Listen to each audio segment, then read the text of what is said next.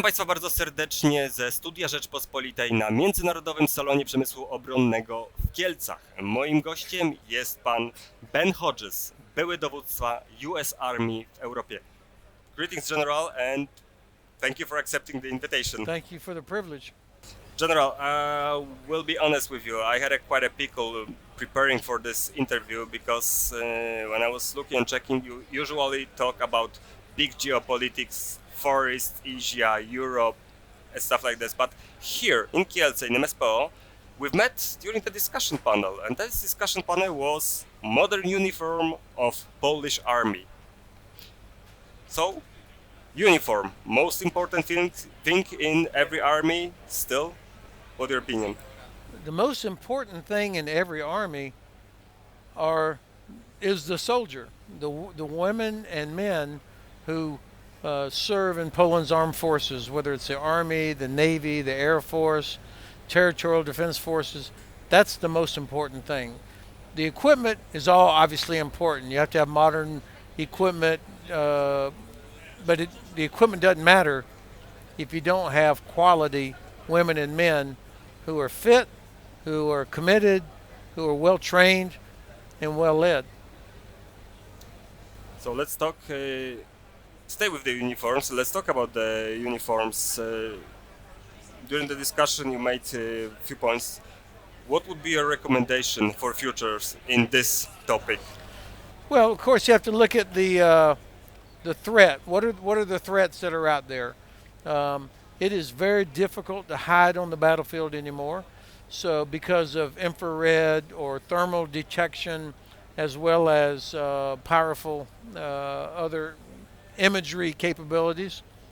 So, if you've got uniforms and equipment that can mask the signature of the soldier, that's just as important as wearing a helmet, if you can protect them from detection. But also it has to be a uniform that soldiers can wear in all conditions. I mean, think about a professional athlete. Lewandowski, his uniform is not just a decoration. It's for him to be able to perform at peak on every field in all weather. His uniform is an important part of that. So for a soldier, it's the same thing. Can they operate in extreme heat, or when it's raining, or if it's cold? Does the system, and think of uniforms as a system, just like a weapon system or a vehicle system. The uniform is a system, and if you think about it as a system, then I think you can understand why having the right system for the soldier to be able to operate at peak performance is important. I listened to a Polish Air Force pilot earlier today, and he described the difficulty of when he's in the cockpit. Of course it's constricted, to be able to turn and pull something out. They're down here inside. The uniform it's part of that process. So it doesn't matter if you're the best pilot in the world, but you can't operate, then it doesn't matter. So uniforms today are much more than just, do they look good? So you said uniform is a system. You also said talk about concealment from the different infrared, for example. I'm moving to this part and I'm talking about it because there is something I want to ask. We cannot have a conversation here at the MSPO without mentioning Ukraine and the situation on the east and the pictures we are getting from there. Usually UAV drones chasing single soldiers or several soldiers. Most of them are optical, of course, because this is a video for the social platforms. However, my question is the experience or is the knowledge that are coming from the East change anything in the thinking of the uniform as a system? What would be the next step based on the experience we've got right now?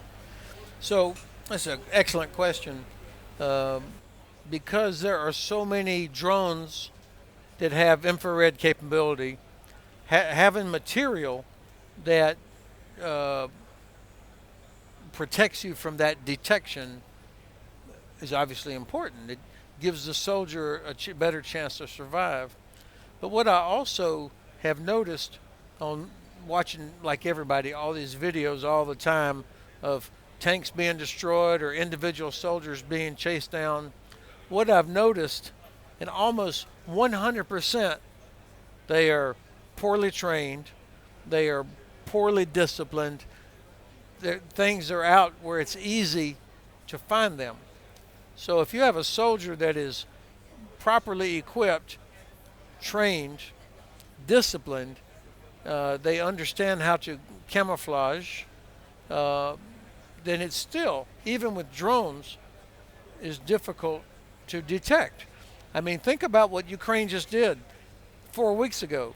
They had a very large force, lots of vehicles, got right up to the border with Russia, and then attacked in the Kursk direction without being detected, despite Russia having so many drones.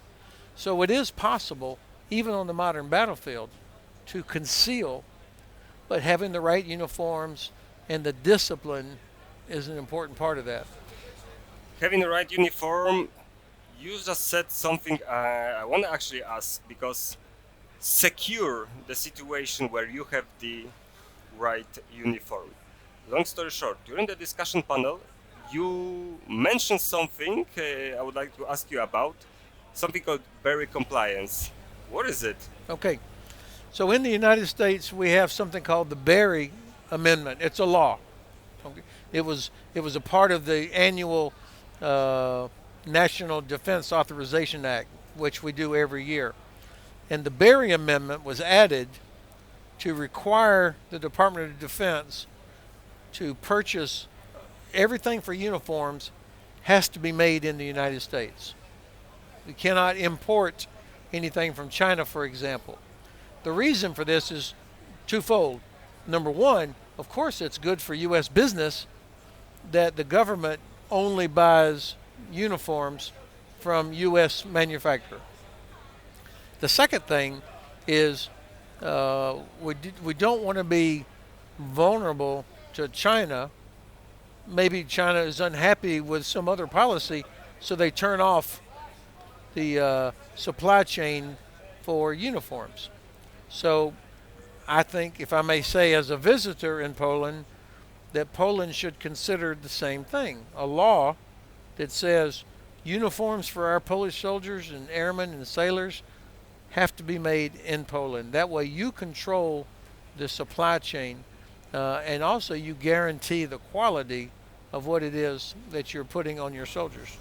As for this, because this connects with the previous topic of securing the right system, securing the exact and needed amount of the right system, well, securing the whole logistic and supply chain. So that would be your recommendation, for example, one of the recommendations for government? As much as you possibly can.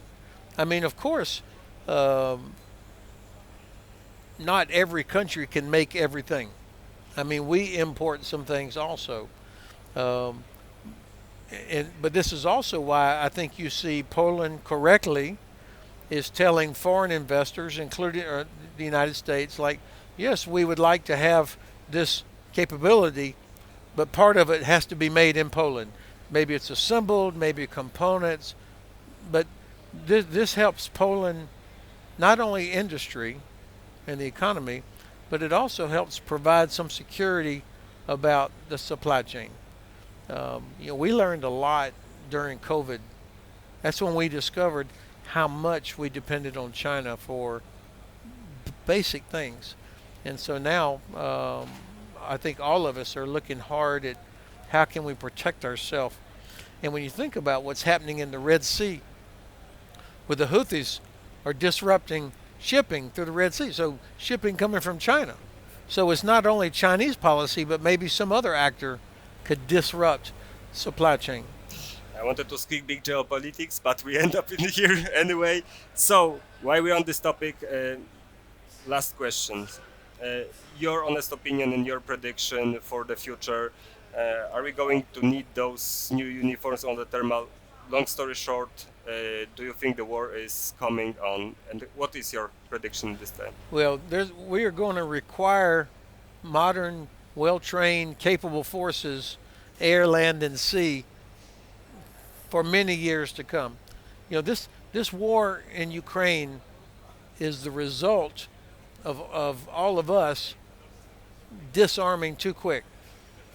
We thought after the end of the Soviet Union, the end of the Cold War, like, it's done. The U.S. Army got smaller. The German Bundeswehr got smaller. The British got smaller. We thought we'll never need to do this again. And of course, now here we are. And we should know from history that